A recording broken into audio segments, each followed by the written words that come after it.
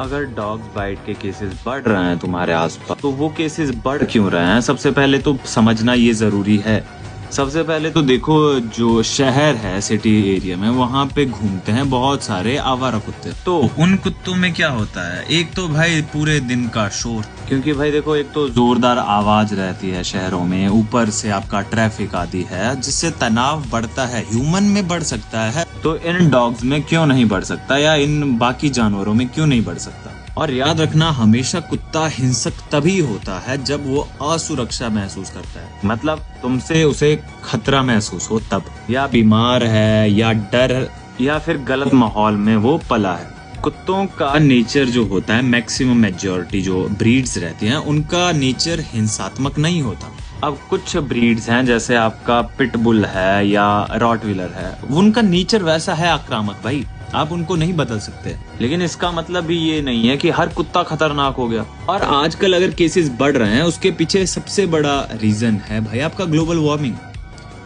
आज तक कुत्ते इतने बड़े टेम्परेचर में नहीं रहे हैं, ना ही कोई इंसान रहा है। इंसानों के लिए तो फिर भी हॉस्पिटल्स हैं, या तो इंसान ऐसे पंखे के नीचे बैठ जाते हैं या एसी लगा के रह जाते हैं, लेकिन कुत्तों का क्या?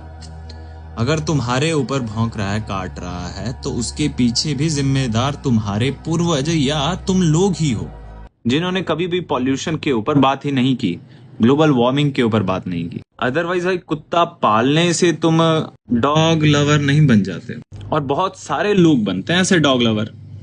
खुद के पास कुत्ता होगा तो डॉग लवर बन गए, और बाहर के कुत्तों को बोलेंगे यार ये तो गली के कुत्ते हैं। रीजन कौन बनाया उनको गली के कुत्ता होने का? क्योंकि उनको खाने को भी क्या मिल रहा है, और ऊपर से तुम तनाव भरा पूरा जीवन उनको दे रहे हो। तुम्हारा कुत्ता तो भाई तुम्हारे साथ घर में रहता है।